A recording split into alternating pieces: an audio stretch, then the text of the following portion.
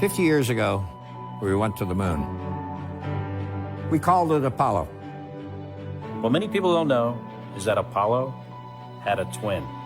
She was a woman named Artemis, goddess of the moon. We are returning to the moon as a new generation of explorers. This time to stay. And to prepare to achieve humanity's next giant leap of sending the first human missions to Mars. We believe our course will redefine what is possible. That we would discover life-saving, earth-changing science. And that the challenges ahead will inspire generations. This is our manifest. For all who wondered if we could return. For all who dreamed of pressing beyond. This is your calling. We go for all of America. We go. We go As the Artemis generation. We go. Hi, good morning, everybody. My name is Patricia Moore, and I work at the Johnson Space Center in Houston, Texas. And I'm super excited to hang out with you this morning to talk about NASA's Artemis program. Our special guest today is hails from NASA headquarters in Washington, D.C. His name is Jacob Bleacher, and he is the Chief Exploration Scientist for NASA's Human Exploration and Mission Operations Directorate. So I am going to turn it over to him to let him tell you about his role at NASA and all of the exciting things we're doing as we're working towards sending humans back to the moon. So take it away, Jacob. Great, thank you so much, and I really appreciate the opportunity to talk to everyone today. And what better topic to talk about than going to explore other planets and going to the moon? I mean, it's such an exciting time for NASA and for everybody, really. As was mentioned, my title is Chief Exploration Scientist. So I am a scientist, and I actually spent almost a decade at NASA's Goddard Space Flight Center in Greenbelt, Maryland. And actually, I'm a geologist. And the specific discipline within geology that I study is volcanoes. So I've spent a good bit of time in Hawaii, traipsing around on the lava flows and the cinder cones, trying to learn how to interpret the features that we see on other destinations that we might explore in the solar system, like the moon or maybe Mars. You know, Hawaii has a good place in my heart, and it's kind of a cornerstone for helping us understand how to explore some of these destinations that we're looking at. So with that, I'll just go ahead and get started.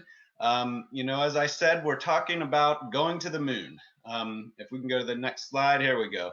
We're talking about the Artemis program. So NASA has named this effort of going to the moon the Artemis program. For those of you who like to understand where names come from, Artemis was twin sister of Apollo and the goddess of the moon in Greek mythology.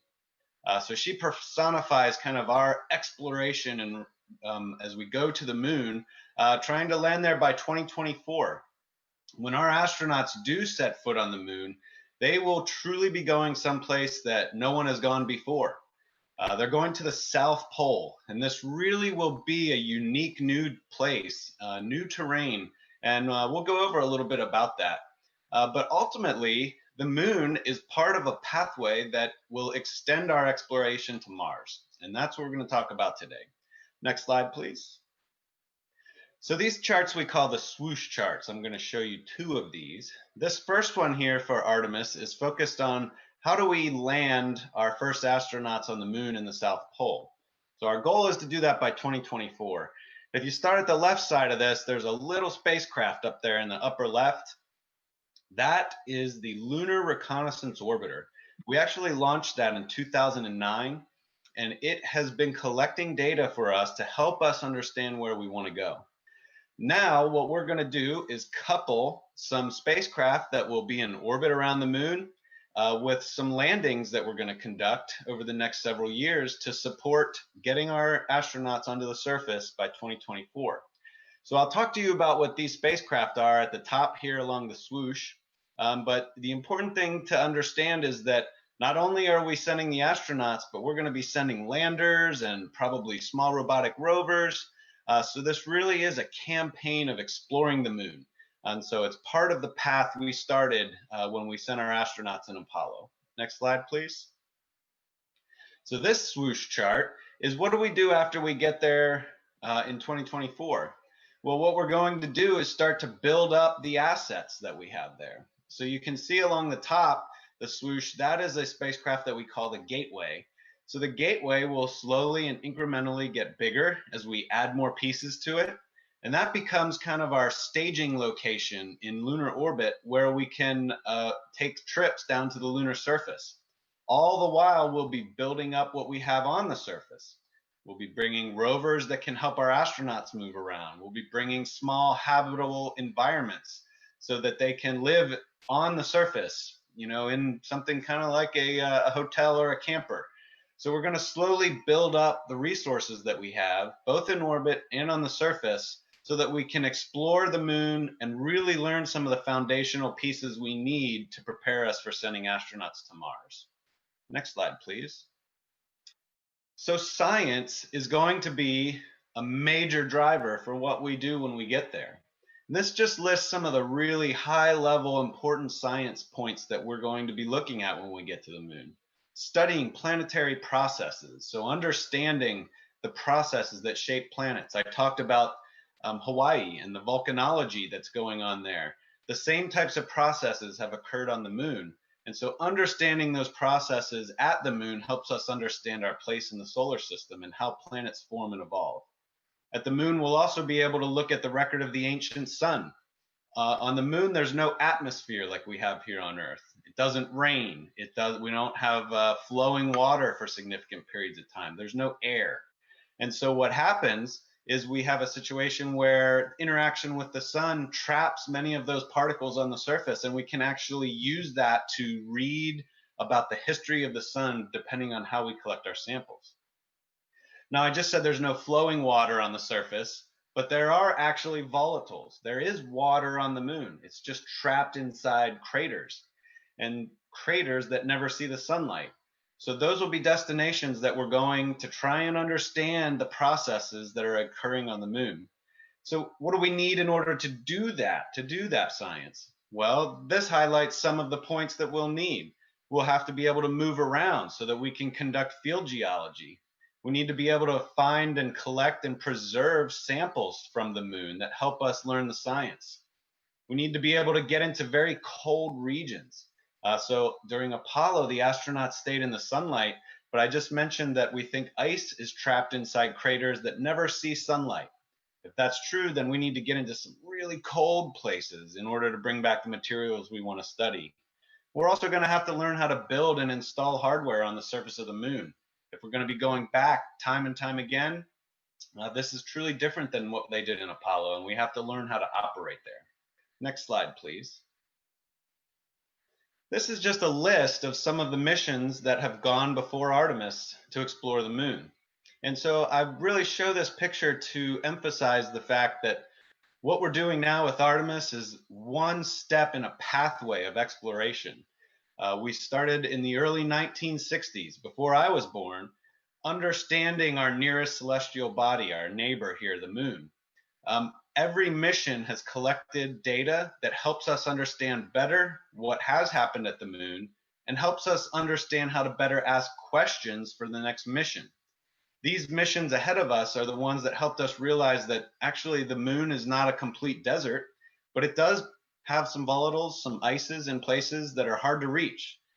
Now we're applying those lessons learned so that we can go there, take advantage of those resources, survive and explore the moon and help unlock the mysteries of the solar system. Next slide, please. So samples are very important to us.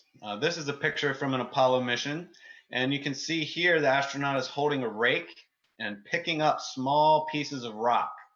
Those samples are extremely important for us in understanding what the moon has to tell us. We now understand that the moon is very old, about 4.6 billion years. It's actually about the same age as the Earth, and it shares a history, a developmental history. On Earth, we can't find rocks very easily that are that old, but on the moon, we can find them. So together, by studying the Earth and moon together, it helps us better understand our place. The moon, as I mentioned, has water, which we didn't know early on. Impact cratering, or rocks or pieces of metal from space that hit the moon create impact craters. This is a fundamental process throughout the solar system. On Earth, again, we're protected by an atmosphere and we have water flowing. It erases that history. On the moon, we can actually study it. We can learn about the volcanology of the moon. Just like I can walk around in Hawaii and understand volcanoes there, on the moon we can learn about that heat history of the moon and how it's cooled off. We know that very big impacts have occurred early on in lunar history, but now we don't see as many very large ones. So that tells us what the early history of the solar system was like. And we know that when the moon first formed, it was molten. And that really tells us a lot about how it cooled and how the crust formed, the outer layer of the moon. And it just tells us a lot about what was there to begin with and how the planet, the moon, evolved. Next slide, please. So that moon is really a cornerstone for us. It's kind of like the answer key that we can go look at to try and understand our place better in the solar system. The big thing for us in the last decade has been understanding that there is actually water on the moon. We want to understand where that water came from. Is it actually a part of the moon? It came from the original materials of the moon? Or was it deposited by comets over time? Likely, it's some combination of that. But we have to understand the processes that led to the water being there before it can be something that we use and study. We need to understand how water moves. We think that it's trapped in some of these cold locations, but some data we see suggests that there may be water also out on the surface of the moon. So we don't have a good understanding of how water is trapped and how it moves around on the surface of the moon. And this will include us having to be there for long periods of time and monitoring what is happening. And we need to understand how much is there. So this includes making measurements from orbit, which we've been doing, as well as going onto the surface and really starting to map out the water and the ice there. What's neat about the water and the ice, and why we're going to the South Pole, is that down at the South Pole and also at the top on the North Pole, these deep craters, they just never see the sunlight. So you can think about on maybe the equator of the moon, even deep craters at some point, because the moon is rotating, will face the sun directly. But at the poles, these deep holes, they never see sunlight. And so these are really unique locations in the solar system, and they're going to be really interesting for us to study. Next slide, please. So the moon has really helped us understand our place in the solar system. So I've kind of mentioned many of these things, understanding the history and how it formed and how the Earth formed. It tells us how the sun has evolved over time. These are critical points of data to help us understand how life formed, got a foothold on the Earth, and how we've evolved to where we are today. Understanding the interactions of the sun with the lunar surface that's not protected by an atmosphere.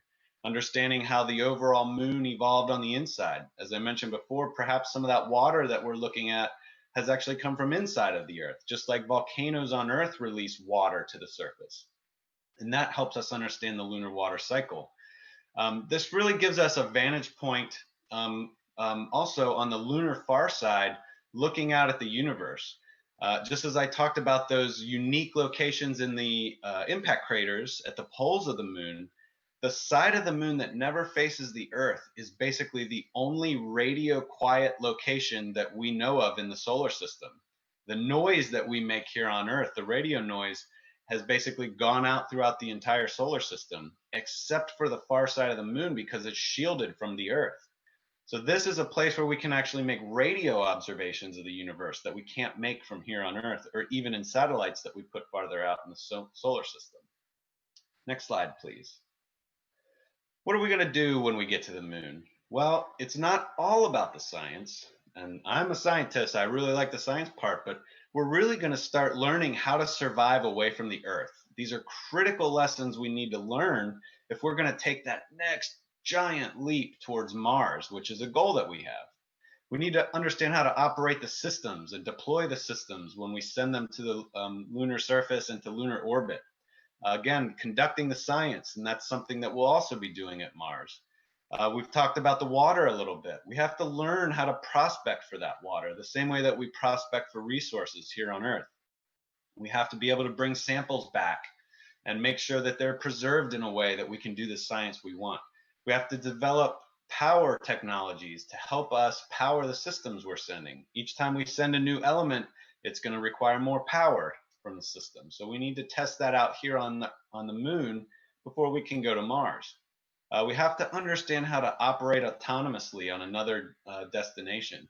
So at Mars, unlike the moon, it can take between 8 to 20 minutes for your words that you speak to be heard by someone on the Earth.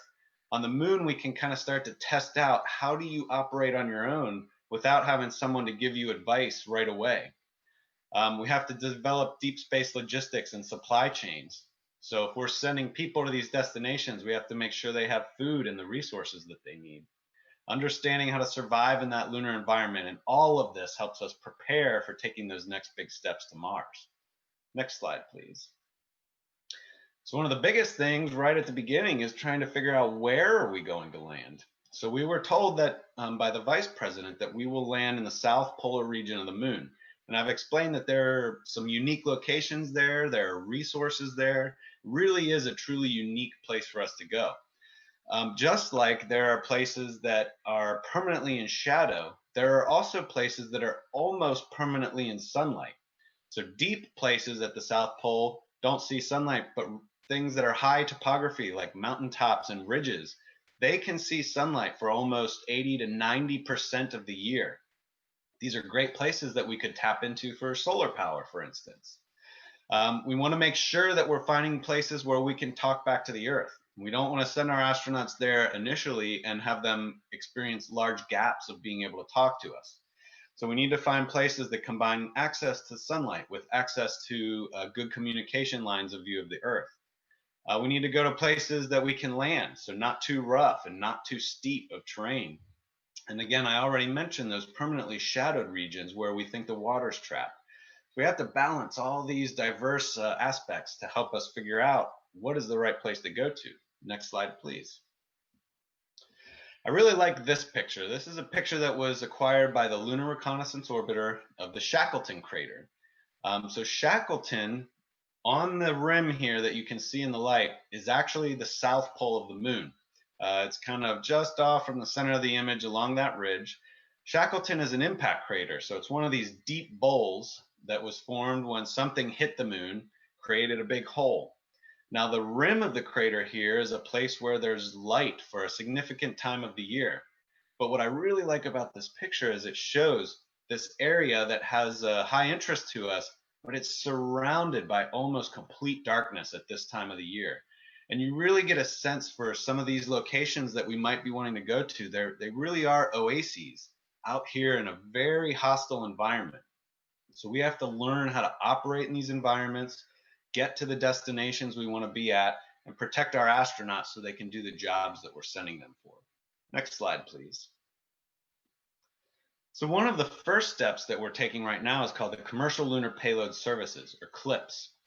So this is an effort to send small landers to the surface of the moon to conduct scientific exploration. And we're already preparing to send several of these. The first one will likely land or launch in 2021, late 2021. This is an effort for us to collaborate more closely with the commercial industry. So we actually have a group of companies now that we will pay them to take our hardware to the lunar surface. So these companies have all been, they're all very innovative, and they come up with their own way to develop a lander to go to the moon. And we don't tell them how to do that part, but what we do is we purchase from them a landing on the surface of the moon. So we can decide, all right, we want to make 5 or 6 measurements, and then we put out a call to these companies, and they say, yes, we can deliver your hardware to this location at the time that you say. And now that establishes a really good partnership with the commercial groups to help us explore the moon.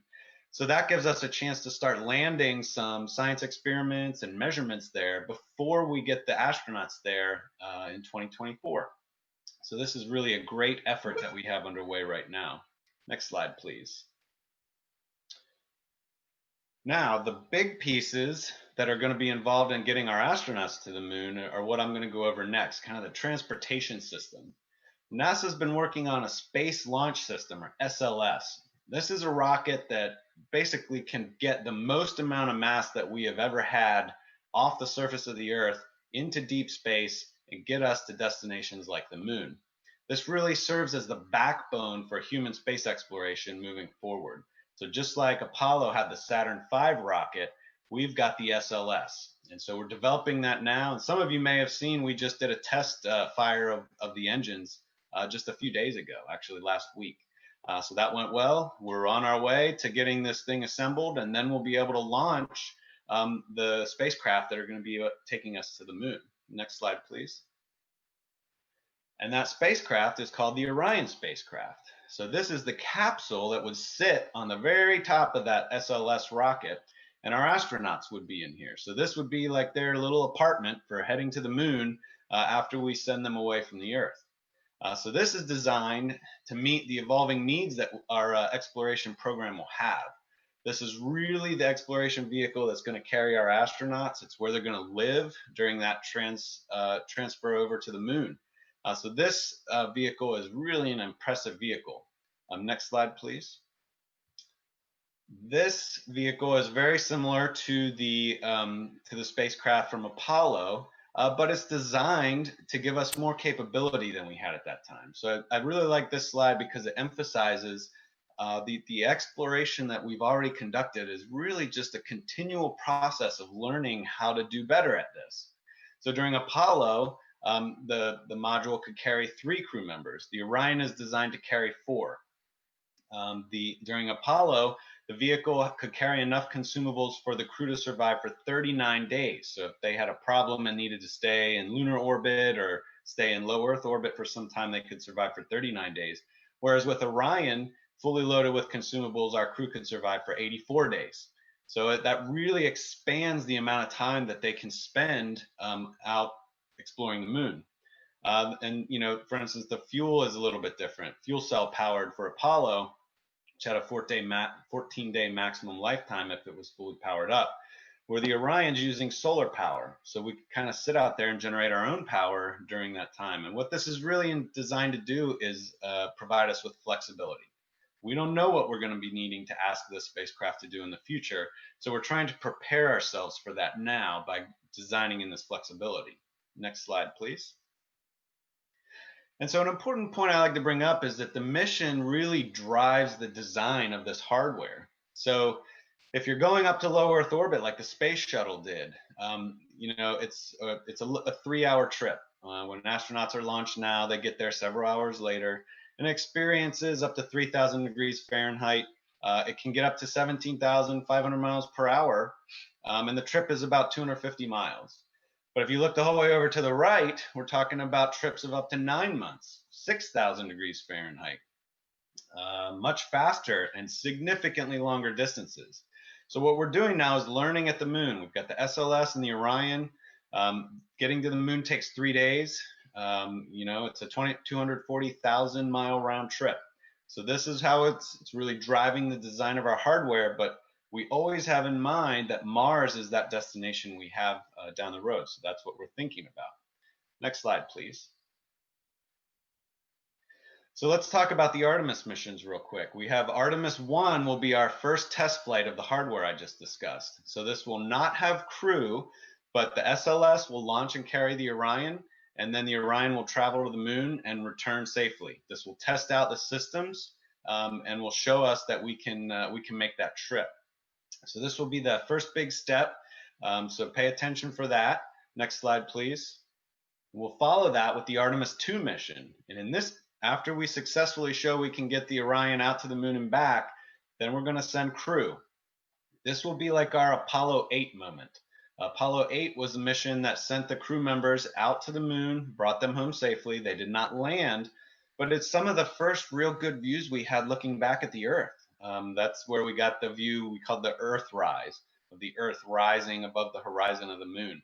And it really helped place the context of where we are in this big, big universe. So this will be our Apollo 8 moment, will be Artemis 2. And that we'll test out the system again. We'll do it with the crew. We'll go through all the steps. That will put us in a position for Artemis 3. Next step, please. So Artemis 3 is when we're going to land. So our goal is to land in 2024 at the South Pole. First woman and the next man will set foot on the moon. And this will be the first time anyone's been there since Apollo 17.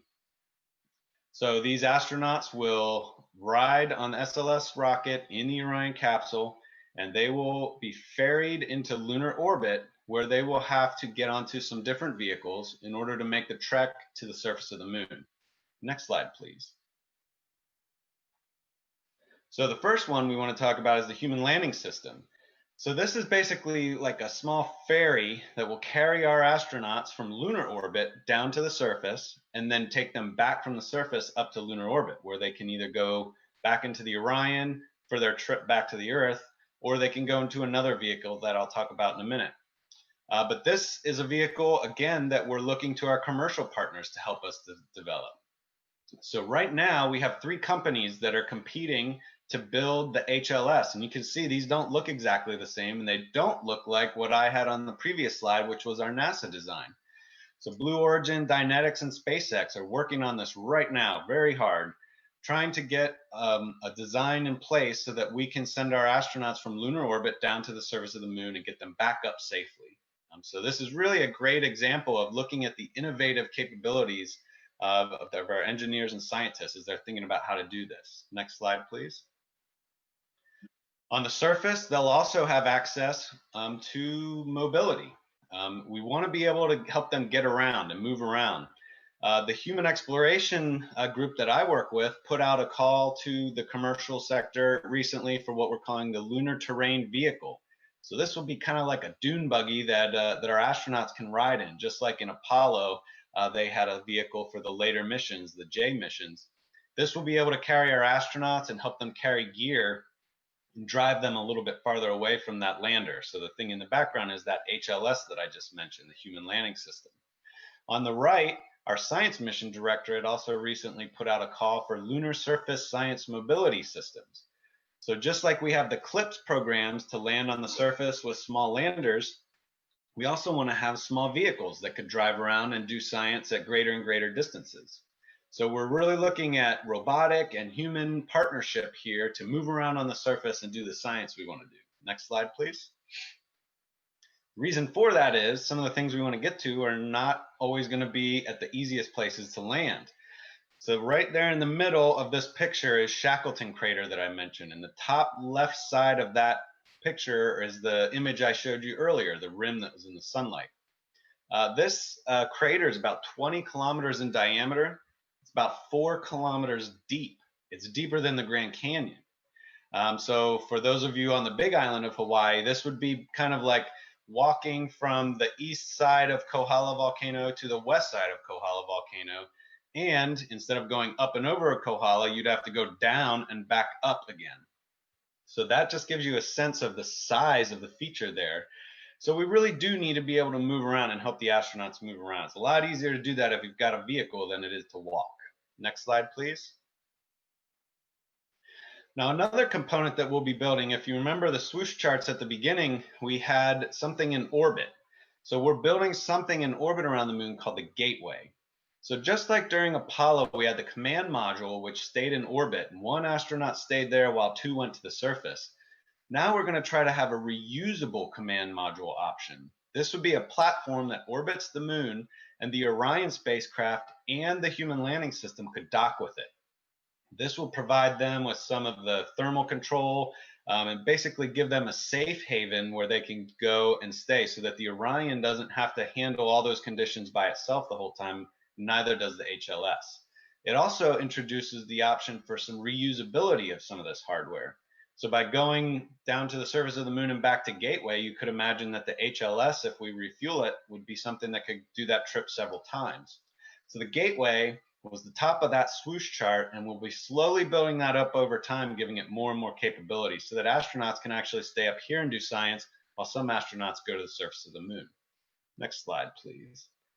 And right now we're getting ready to equip that with some science capability. So the first elements that go up to the Gateway are actually going to carry some sensors that are built by the European Space Agency and NASA. And they're going to measure the space environment there so we can understand the radiation and the space weather that our astronauts are going to experience and that our hardware is going to experience. This is a critical step to understanding how you survive that long trip to Mars exposed to the solar wind and radiation from the sun. So we're really going to look at what that environment is like and what impact it has on our computers, our hardware, and our astronauts as well. Next slide, please. So we have some spacesuits we're building that are going to give our astronauts the ability to move around on the surface. So we'll have our Exploration Extravehicular Activity Mobility Unit, or XEMU. So these new suits, we're learning all the time from Apollo, from what we've done on the International Space Station. It gives us more flexibility, better communications, better fits, so our astronauts can do the jobs that we are going to ask them to do. What are those jobs? Well, they're going to be using tools. They're going to be interfacing with the vehicles I talked about. They'll be picking things up. They'll be using hammers and rakes and shovels. So we need to make sure that the suits they have are going to be able to enable them to do that work. So this is an important step that we're going to be taking here. And once again, we're going to build the initial suit from NASA, but we're going to look to our partners in the commercial sector and industry to help us figure out how to make those suits that stay on the surface for our astronauts. Next slide, please. One of the big things we're learning about is dealing with hazards for human spaceflight. We've largely broken those down into 5 bins here. Understanding the radiation environment. That's why we have those sensors on the gateway. What's it like to operate in isolation and confinement? Are they going to experience sleep loss? Is their circadian rhythm being interrupted by being in these environments for long periods of time? Understanding what it's like to operate far away from the Earth, and I mentioned that a little earlier. Different gravity environments. If you're going from no gravity down to gravity on the moon and back up again, what impact does that have on our crew members? And just operating in hostile closed environments for long duration trips to Mars. These are all things that we can do here, both on the International Space Station and low Earth orbit, but by doing it at the gateway and the moon, we also get out of the Earth's protective magnetic field, and we really experience that deep space environment. Next slide, please. So this, as I mentioned throughout my presentation, these are testing systems at the moon that will help prepare us for the jobs that we want to do as well when we get to Mars. So not only are we going to explore the moon and keep exploring the moon by slowly building up, we'll also be preparing for and collecting information that helps us make that big trek to Mars. Next slide, please. So, I mentioned right from the beginning, this is a really exciting time for NASA, for our commercial partners and our international partners. This is the time. Let's go. The time is now, is what we're saying. We have the capability. We can get there. This is our next step, is going to the moon, and that's helping us prepare to go that next giant leap, going to Mars. So this is a really cool picture from Mars. We've already sent some of our robotic friends out there. They're exploring the surface. And this just shows you, what we're talking about. That little tiny dot there at the end of the arrow, that's our Earth. The Earth, the moon, everybody is in that one little dot right there. And so, these treks are going to be something that are going to be, they'll be remembered in history. So, everybody that's working on this is excited. It's fun. And I hope, especially for you young folks out there, if this excites you, we're going to be working on this for a long time. This isn't something we're going to get done in the next 2 or 3 years. So, go to school, go to your libraries, learn about this stuff, and we're going to be looking for you to help us. We're going to need that help moving forward. So thanks a lot, everybody. I'm really glad to have the opportunity to talk to you today, and I'm happy to take some questions. Yeah, awesome. All right, so for those of you who have been watching on Facebook, so please type in your questions and we'll get to them. We've got probably a good 15, maybe 20 minutes to answer some questions, so we'd love to hear from you, and I will keep a lookout on my phone and see what pops in. So as the questions come in, one of the first things I wanted to ask you, Jacob, was to talk a little bit about the research that you did in Hawaii. I know that you and your wife did some research together, so why don't you tell us a little bit about that?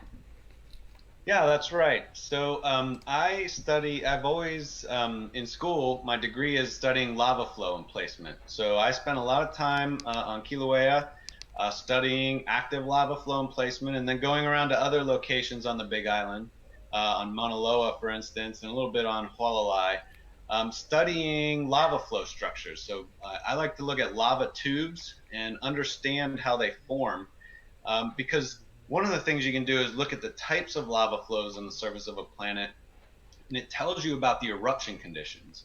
So So on the Earth, you can measure the conditions at the vent and see what type of lava flow is created. But on a place like Mars or the Moon, all you see is the final product, the final lava flow. And so what we try to do then is back up and understand what was happening as the volcano was forming on those places. Because I mentioned earlier, volcanoes make water. Those are the types of things that provide the ingredients that life needs. And we're going to need to understand that when we go to Mars. And so the Moon is a place that we can start to apply those new techniques. That's really cool. So is there any existing or current research being done on Hawaii that NASA's working on? Yeah, we have, there are a good number of research projects funded by our Science Mission Directorate that work out there.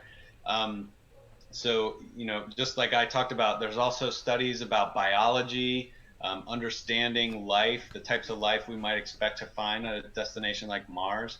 I talked about those hostile environments. We may even have to worry about things like microbes and things that are inside of those habitats we're talking about on the Moon and in space orbit around the Moon. So there's a good bit of research that is always going on, understanding the volcanoes, understanding how they affect the atmosphere, understanding how they affect life. Hawaii is definitely a good target for NASA research. Yeah. Awesome. All right. So speaking of research, you're a scientist. So what is your favorite type of science to research?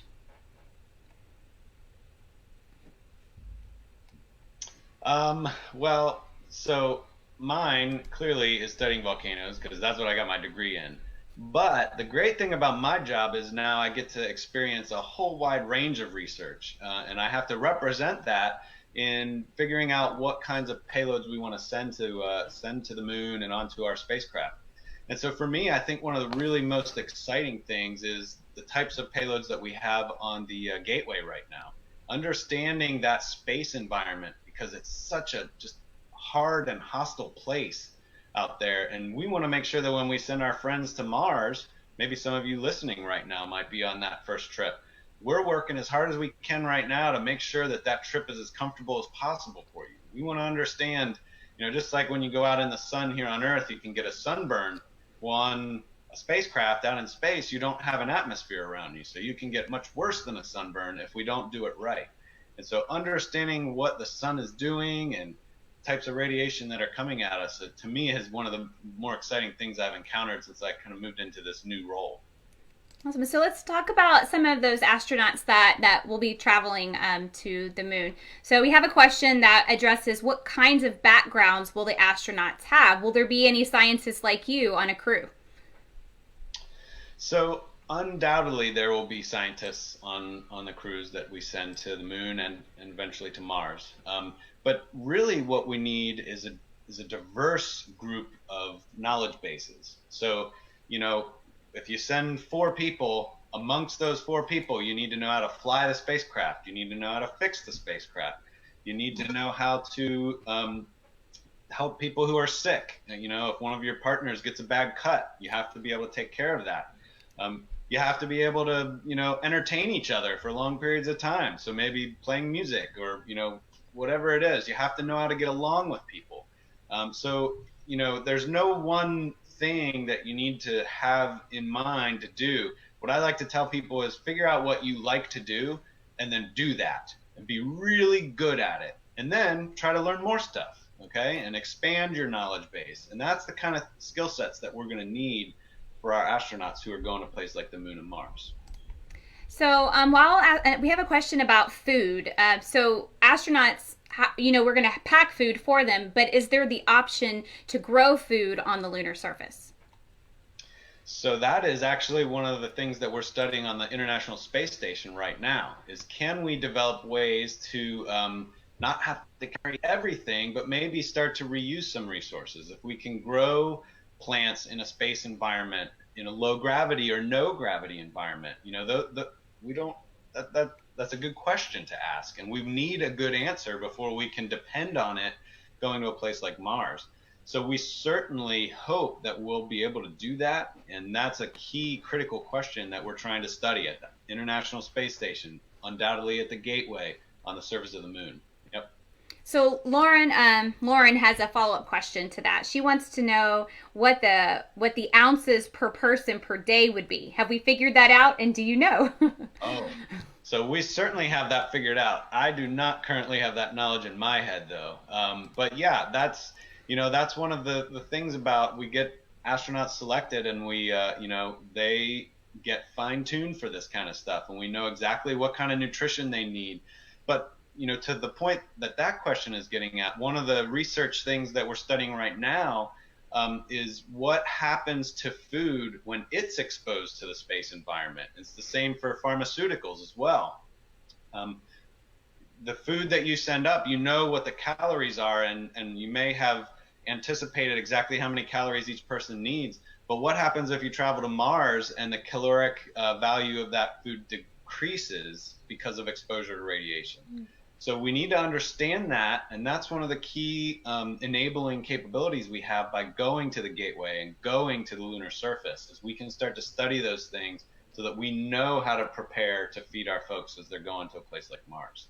Excellent. So let's continue on talking about living on the surface. We have another question that discusses or asks, how many astronauts at one time do you think NASA will have living on a base on the moon? Yeah, great question. So what I can tell you is we're designing in the beginning to send 2. So we'll send 4 astronauts in the Orion spacecraft. 2 of them will stay in orbit, just like we did in Apollo. We had 1 stayed in orbit, and 2 will go to the surface. But we anticipate being able to increase the number of folks that go to the surface. So at some point, especially when we can get the Gateway involved, it's likely that we will send all 4 of them to the surface. But what's great about this is what we really want to do is NASA's driving this first step, and then we want to partner with commercial partners and international partners. And as we start to build up that partnership, there may become a time when, the HLS is a ferry that's going up and down, and we may have more than 4 people. We could have multiple people. We really want to look to everybody, the public, our partners, to see where this goes. We're just trying to lay that initial groundwork right now. So we'll start with 2, and I don't know where it ends up. That's exciting to think about, having multiple areas or multiple bases on the moon one day. That would be amazing.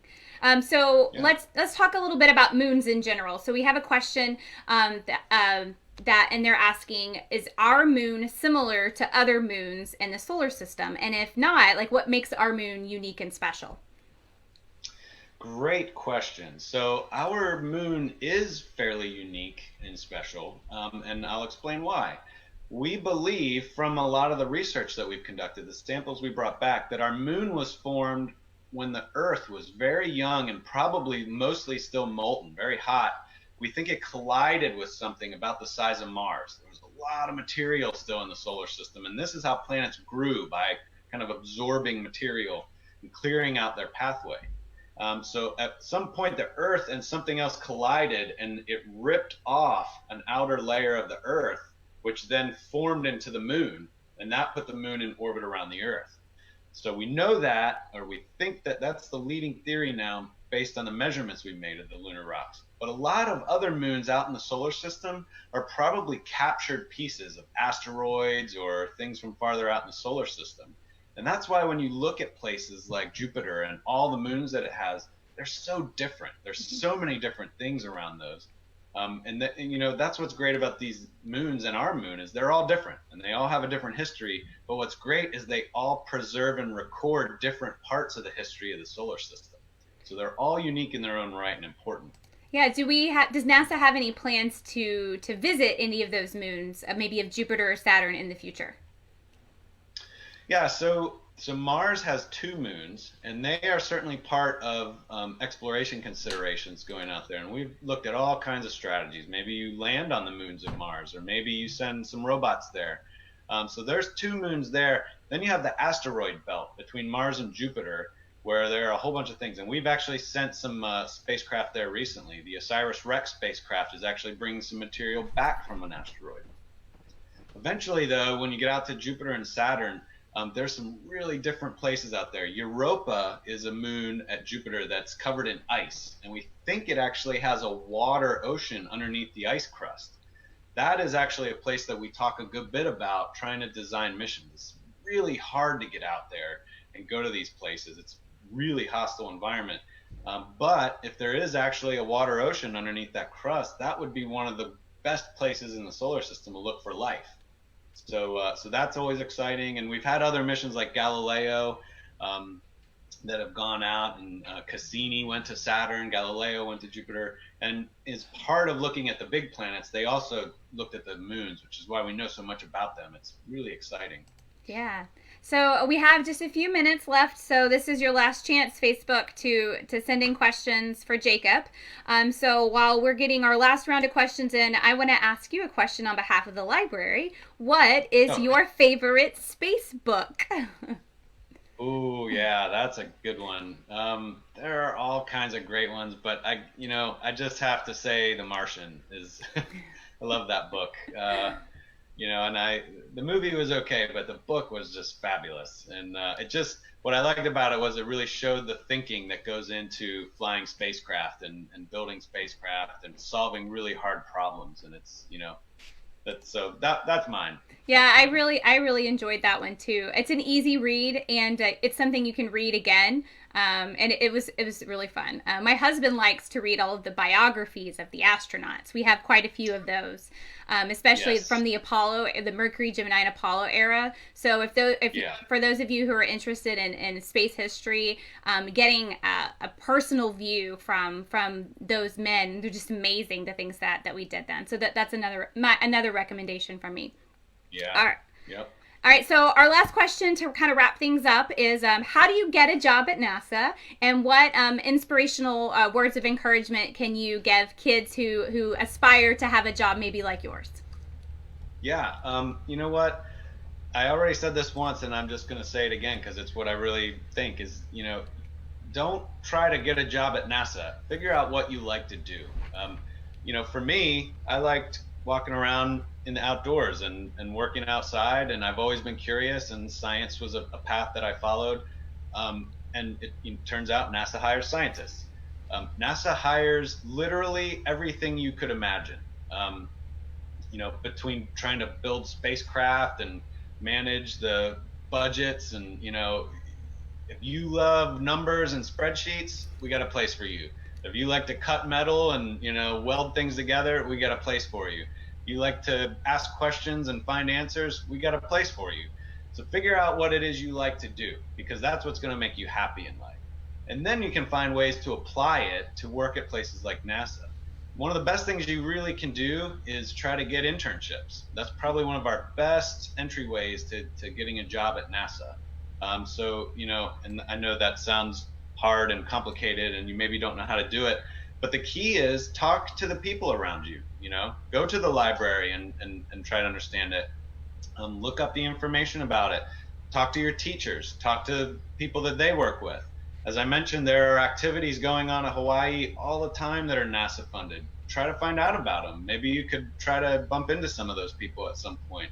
I mean, it's all about making relationships, treating people well. I've mentioned being an astronaut, you gotta be someone that can get along with people really well. So, treat everyone you meet as someone you can learn something from, and learn as much as you can, do what you like to do. And, there's a job for you at NASA for sure. Definitely. That's great advice. Well, Jacob, I appreciate your time today, and I appreciate the library sponsoring or partnering with NASA and collaborating with us on our NASA at Library event.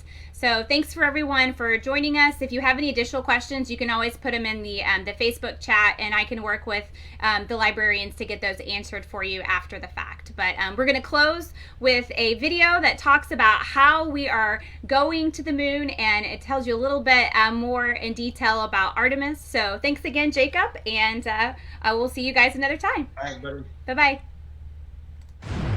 Between 1968 and 1972, America launched 9 human missions to the moon, 6 of which successfully touched down, allowing 12 men to walk on the lunar surface. NASA's next chapter of lunar exploration, called Artemis, has the task of not just going to the moon to create a long-term human presence on and around it, but also to prepare for ever more complex human missions to Mars. In short, everything we must be able to do here, we must first do here. So, what will an Artemis mission look like? Everything is designed and tested with our most important element in mind, the astronauts. This is their deep space, human-rated spacecraft called Orion, built in 3 parts. The crew module, where up to 4 astronauts will live and work throughout the flight. The service module, with life support systems for the crew and its own engine and fuel reserves. And a launch abort system, with engines capable of pulling the crew module to safety during launch should anything go wrong. To accomplish the task of launching our crew and heavy payloads, NASA is building the Space Launch System, comprising of a cargo hold, an exploration upper stage, a massive core stage, and 2 extended solid rocket boosters. Altogether, this is the world's most powerful rocket, and it exceeds the legendary Saturn V of the Apollo era in numerous ways. Sitting on the launch pad, the entire rocket, fully fueled, weighs just over 6 million pounds, 5.2 million of which is just the fuel. Once ignited, there is no stopping what comes next. All 4 RS-25 engines and the 2 solid rocket boosters come to life, thundering our crew upwards. 2 minutes after ignition, the solid rocket boosters are spent and released. 8 minutes after launch, the core stage is depleted and separated. The upper stage fires briefly, placing Orion into a parking orbit around the Earth. Here, the crew reconfigure the spacecraft and check systems to confirm everything is ready for deep space travel. With a go from mission control, the crew reignite the exploration upper stage engines to leave Earth entirely. The exact timing of this maneuver is critical to reach a speed that can escape Earth's gravitational pull, but also put Orion on a course that will intersect the Moon days later. Once this burn is complete, the upper stage of the SLS is jettisoned and the crew aboard Orion coast for several days toward all that awaits them at the Moon. Approaching the Moon, we see the fundamental differences between Artemis and Apollo. Instead of requiring Orion to serve as an expendable lunar command module or to carry a constrained lunar lander, the Artemis missions will take advantage of a different approach: pre-staging. Everything needed for lunar missions will be positioned in advance by commercial and international partners. This includes rovers, science experiments, and human-rated systems on the surface.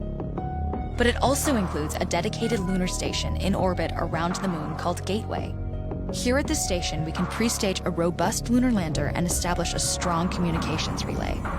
Designed with open standards, the Gateway can be expanded as new missions and partnerships develop, allowing multiple human missions on the Moon at the same time and enabling ongoing science to be conducted even between human missions. The Gateway is also capable of adjusting its orbit to allow access to every part of the Moon, something the Apollo missions could not do. But the real key in this approach is placing Gateway in a unique halo orbit to perfect the maneuvers needed for Mars missions. And with the growing list of commercial and international opportunities, Gateway is the ideal hub between Earth and all that lies beyond. Returning to our crew as they approach Gateway, the Orion must match the elliptical orbit of the station in order to successfully dock. Once on board, pre-selected crew members transfer to the lunar lander, while those assigned to Gateway remain on station. The lunar lander system itself is built for 3 unique steps: descending from the halo orbit of Gateway down to a low lunar orbit, descending from low lunar orbit to the surface, and once the lunar mission is complete, launching from the surface of the Moon and ascending all the way back to the orbiting Gateway.